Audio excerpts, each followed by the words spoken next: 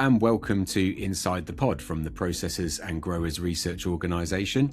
I'm your host for today, Ben Pike, and today we're going to be looking at the trade for UK peas and beans, both from a grower's perspective and from a trader's perspective. And to enlighten us with that, I've got Franek Smith, who's a senior trader with Wherry Sons. Franek, thank you for joining us today. Hi, Ben. So Franek's going to talk us through a little bit about what's influencing the trade of peas and beans, both domestically and abroad. But perhaps before you start, Franek, some of our listeners will know a little bit about Wherry Sons, but do you want to introduce yourself and the company you work for? Yeah. So firstly, thank you very much for inviting me onto your podcast. I'm delighted to be here.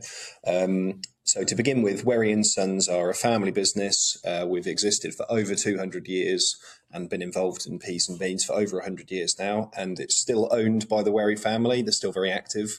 And generations 6, 7 and 8 all work for the business. James Wherry, who's in his 80s, Dan, who's our managing director, and Claudia Wherry, Dan's daughter, who started with us in September. My role within the business is buying and selling peas and beans. I've had lots of experience in the industry, been in it for 20 years now. And for my sins, I used to be the Pulse's UK president, elected by my peers. And I also used to be on the PGRO board as well. An excellent CV to come on the PGRO podcast then, Franek. That's good. Do you want to just explain a little bit about the market as you see it from someone who's buying and selling peas and beans on a daily or weekly basis? It's very hard to describe the market in one sentence, but if I was to put you on the spot for a kind of top line view of where the market's at the moment, how would you describe it? We would really need to break it down into individual commodities and actually the sort of subcategories of those commodities, Ben. And for pretty much all of them, the one word I would use is complicated. There are many external factors completely that have nothing to do with even farming that are affecting us at the moment. And for those listening, it will be a little bit cliche. We're going to talk a little bit about Trump and Iran and things like this, but they have just such a massive effect globally on commodity pricing and also logistics. So you add that into actually the complex of what affects us on a daily basis, which is supply and demand and actually animals and people eating these products coupled with these other things, and it makes it an interesting dynamic. And what would you say the mood is like at the moment? We're going to sort of go into the individual varieties of peas and beans that you might be sourcing, but given the amount of geopolitical instability and volatility that we all know about, how would you describe the current mood with what you're trying to buy at the moment?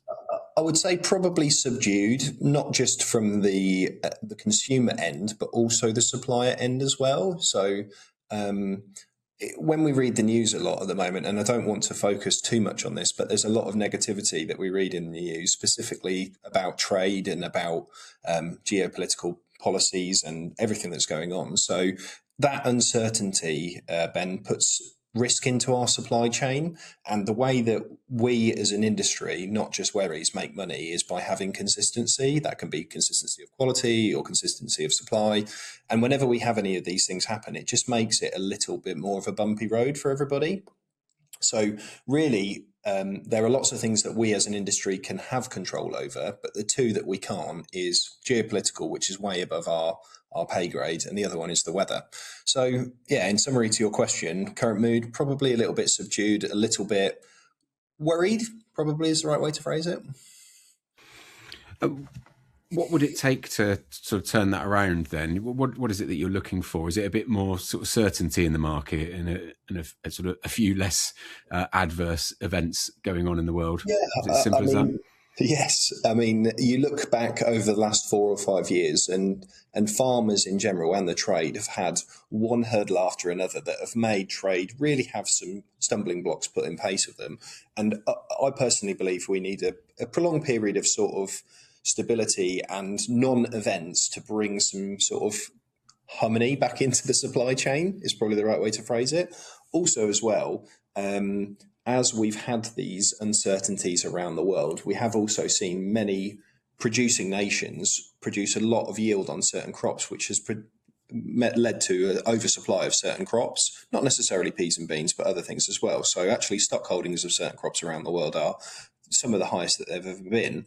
This then suppresses prices for farmers, and that means that they have difficult decisions to make on what to grow. So we look at what's been caused by Iran, and actually we all know that the price of fertilizer and fuel, with petroleum being the main ingredient that goes into making artificial fertilizers, is exceptionally expensive and has dramatically increased over the last few weeks. So farmers are now in the difficult situation where they've either got to cough up to buy artificial N to put onto their crops, or grow into a crop that doesn't necessarily need that. And actually, from a selfish perspective on peas and beans for next year, this is looking really good, because not everybody knows this, but for peas and beans, you don't have to apply artificial N, and actually they leave a residual amount of nitrogen for the next crop. So because of that, and the fact that cost has increased significantly, it means that there's less reliance on it and more resilience on the supply chain. So that's actually a positive, but a positive caused by a negative. Yeah, sort of something, I guess, that might feed into cropping decisions going forward if the situation continues, I guess. From a Wherry's point of view, what proportion of peas and beans, are you sourcing entirely UK peas and beans, or are you having to look abroad when you're buying? No, we also look at abroad, and we occasionally import as well.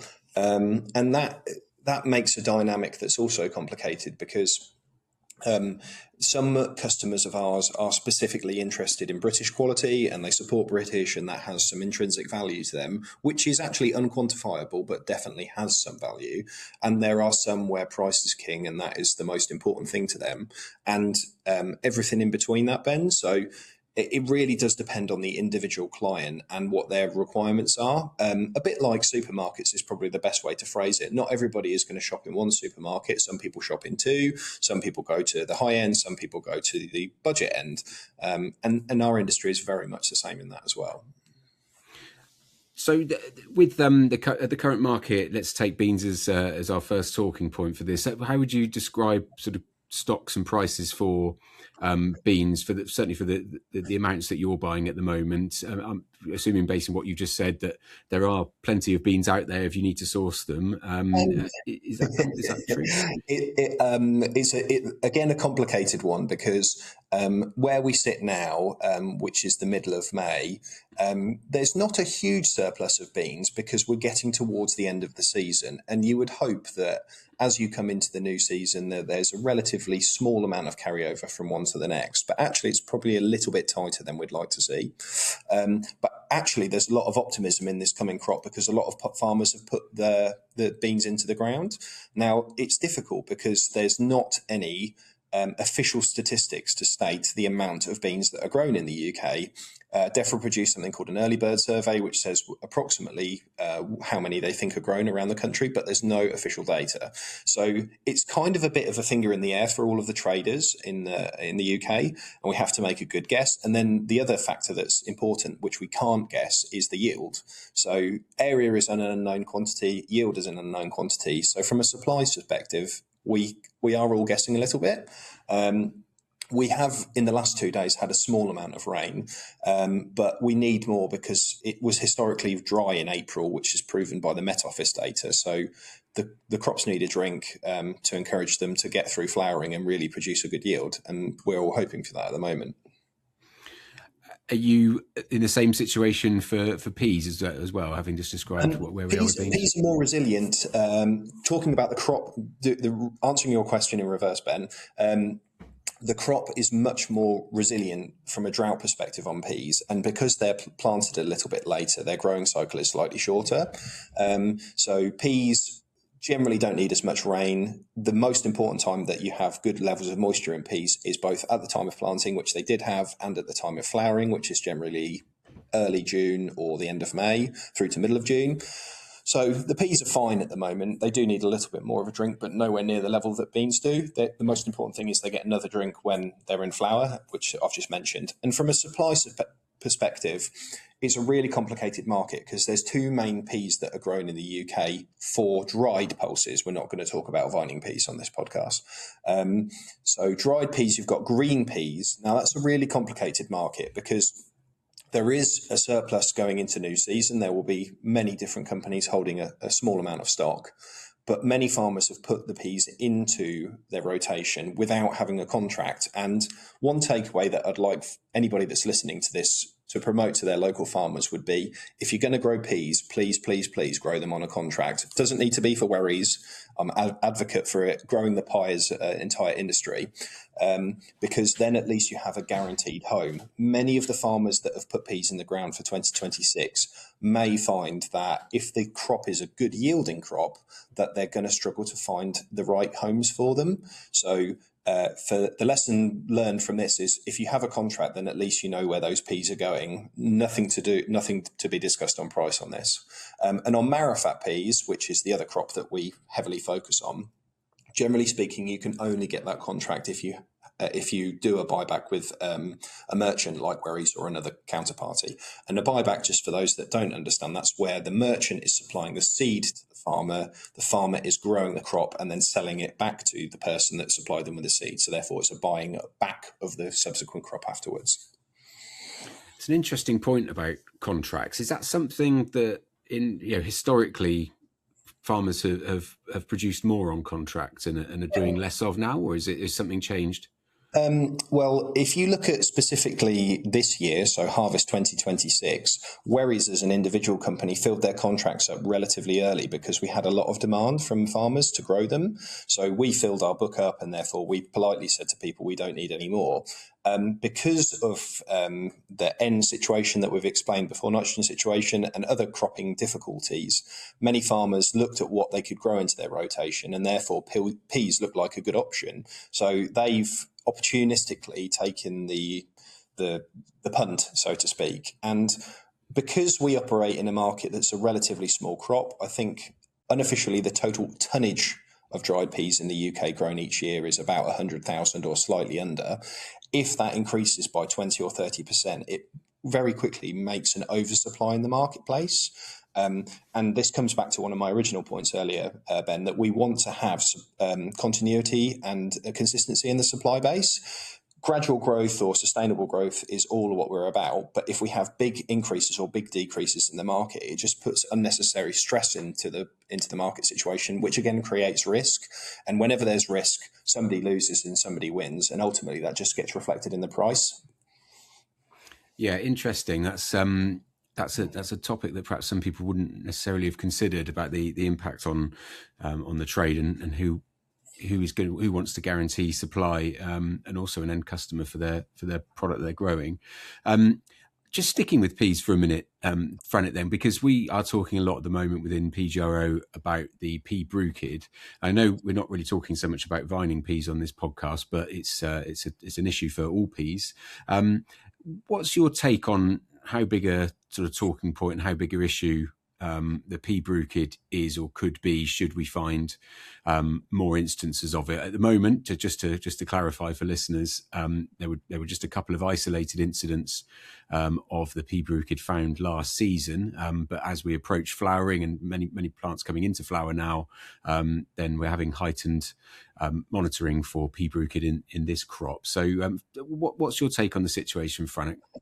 It's a very, very important subject, and not to over dramatise the situation, but I don't mind you guys knowing this. I'm 37 years old, and I would hate to look back in 25 years, hopefully, if I make it, when I retire, that we had the opportunity to control this pest. And my concern is that as an industry, we don't.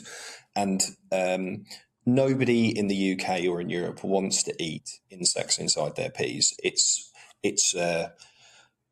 would end our supply potentially if we take the worst case scenario here, which, as I mentioned, I don't want to over dramatise. So we have a golden opportunity to get on top of this pest by work that we can do as an industry and farmers as well.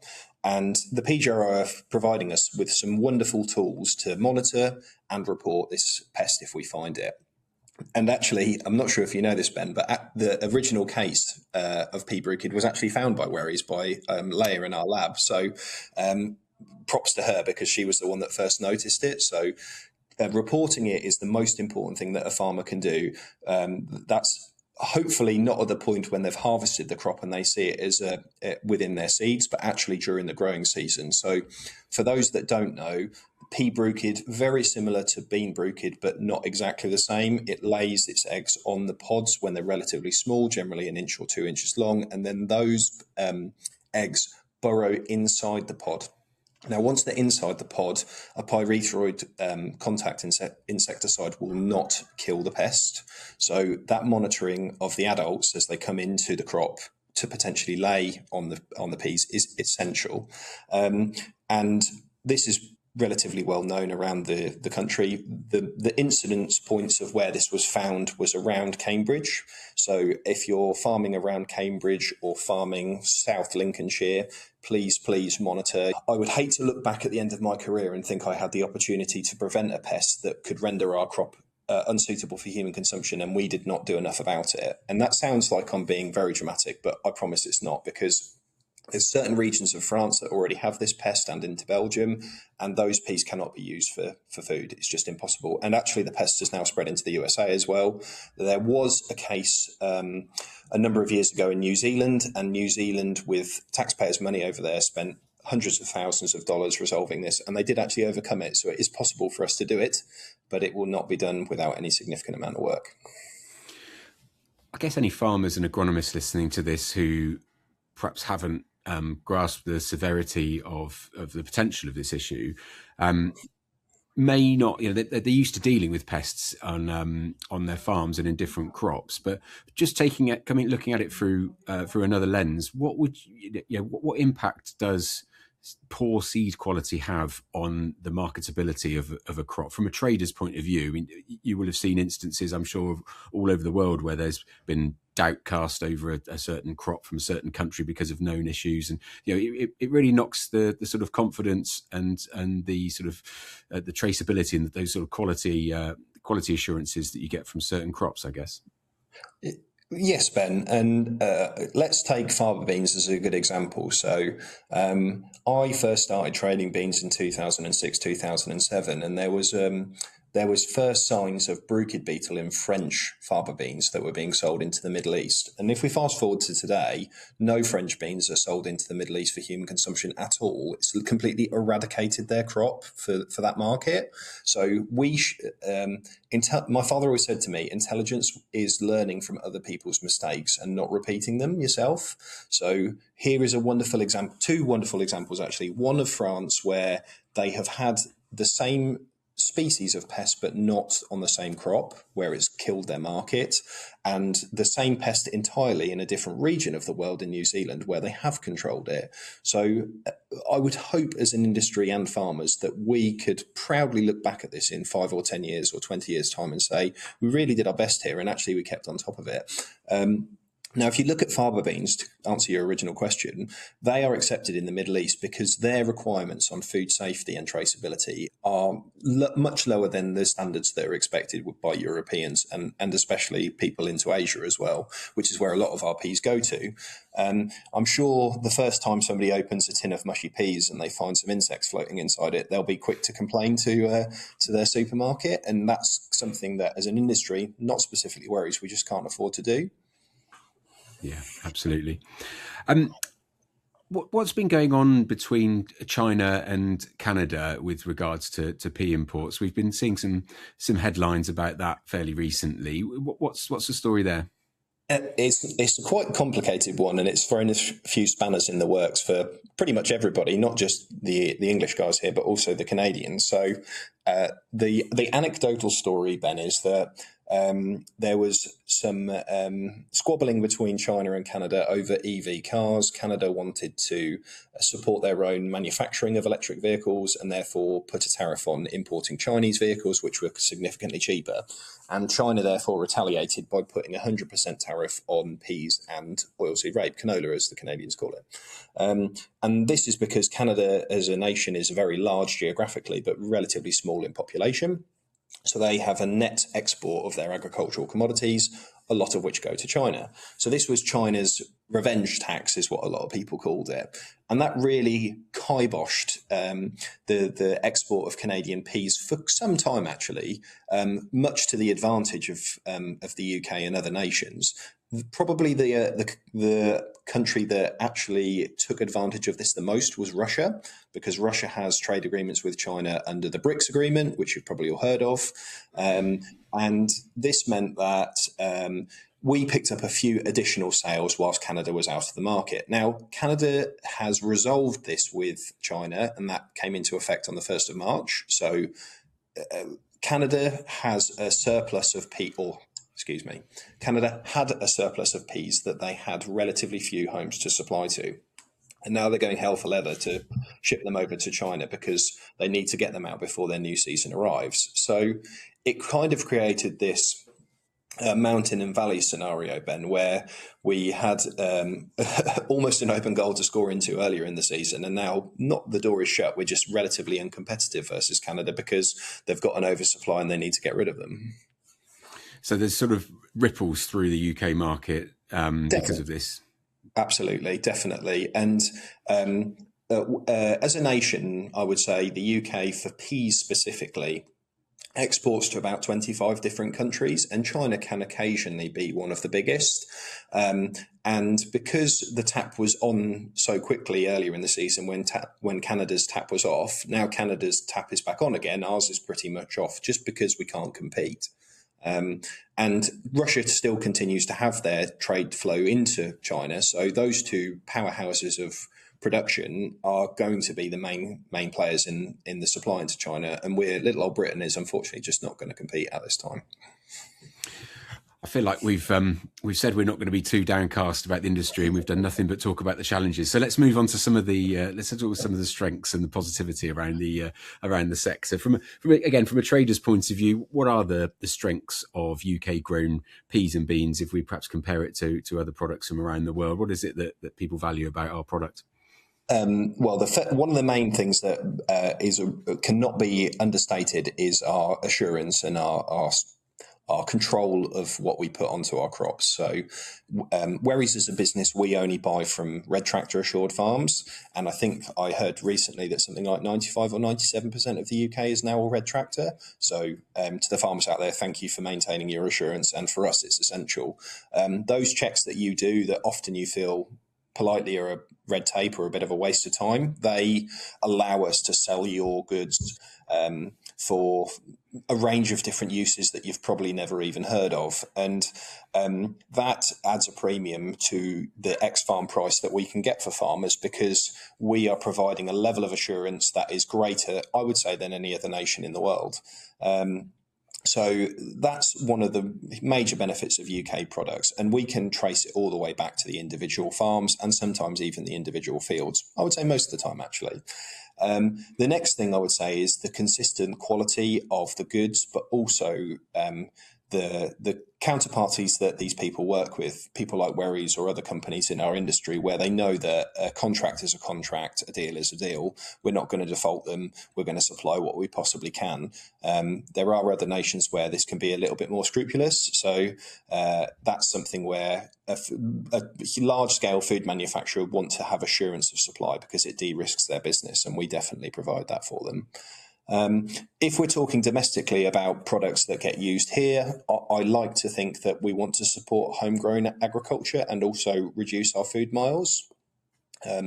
We have a constant battle as an industry between imported pulses or imported protein, and that being relatively cheap, versus homegrown protein. But we have a wonderful source, Ben, of homegrown protein in fava beans that is underutilized at the moment, specifically for human consumption, I think, but also in the animal feed sector. We could grow lots more beans as a nation and still be able to get them into homes. And it's just what's called a cost calculation. So we have to compete with imported, but actually there's a lot more benefits to do with using and growing our own agriculture than buying it from, respectfully, South America or Australia or something like that. And just more broadly on consumer demand for alternative proteins and plant-based proteins, you as a provider of those foods presumably have a fairly good insight into what the future might look like for demand in terms of pulses. So what are you predicting for the future in terms of pulse consumption? Without a shadow of a doubt, more people are interested in their health and looking at non-animal proteins, but also more of a balanced diet, I would say. Most people that you talk to around the dinner table or at the weekends will say that they're conscious of what they eat and not necessarily consuming too much meat. And I think all people would say that balance in your lifestyle, whether it's work or health or exercise or eating, there needs to be a compromise. So long term, I would say that there's a huge advantage or huge excitement in our industry that we're going to increase our sales and demand in pulses and pulse proteins. The problem that we've had is a lot of large companies, Ben, have seen this and have built some absolutely huge factories to produce pulse proteins around the world without the actual demand being there. So we're in a situation where the manufacturing capacity significantly outstrips the demand today.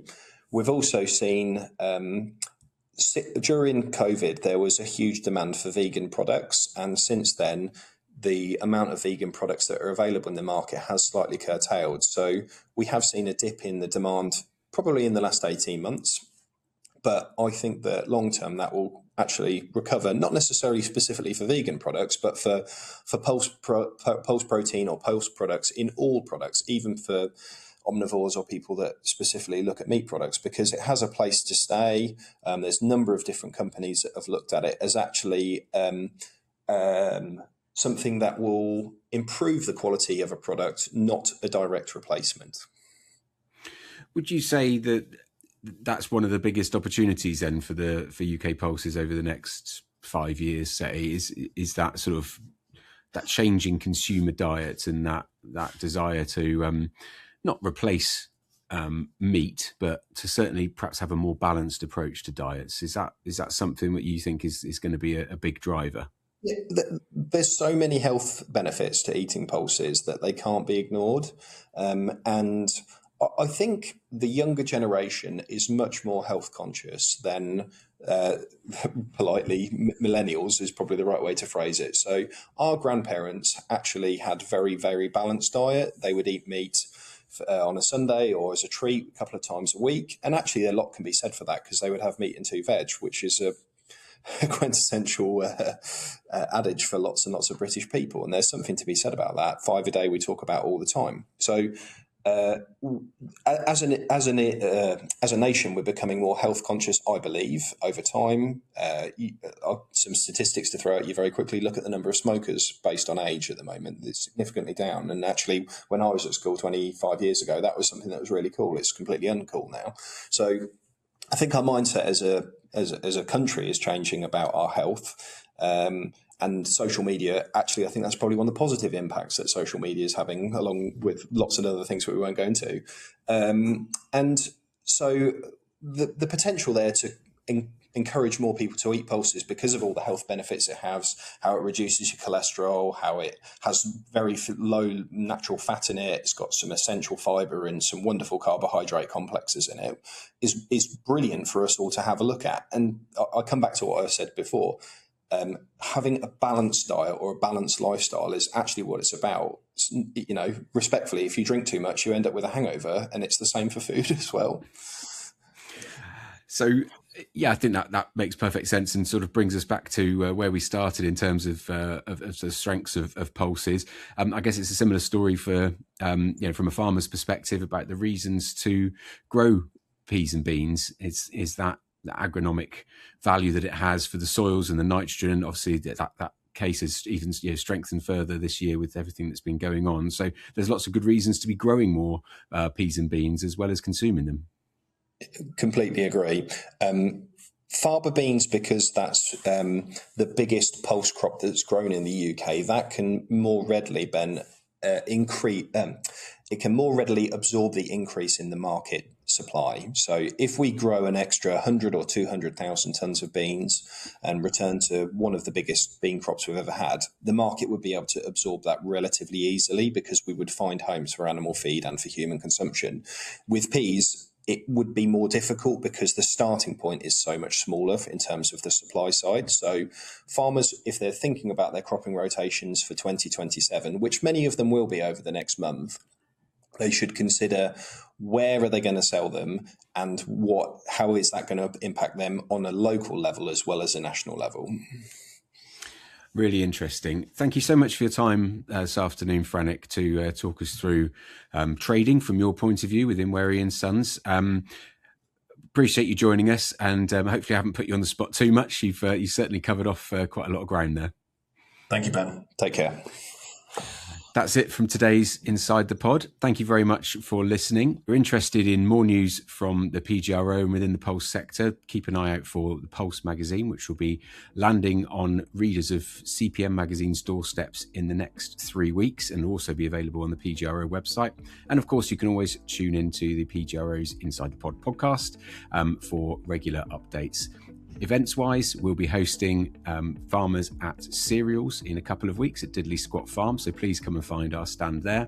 But if you're not making it to that, hopefully you can make it to either our Vining Pea or our Pulse Open Day, which will be held towards the end of June and early July. That's it for today. Thank you very much for listening. If you've enjoyed what you've heard, please leave us a 5-star review on whichever podcast provider you're listening to, and we'll hope to have you on the show again soon.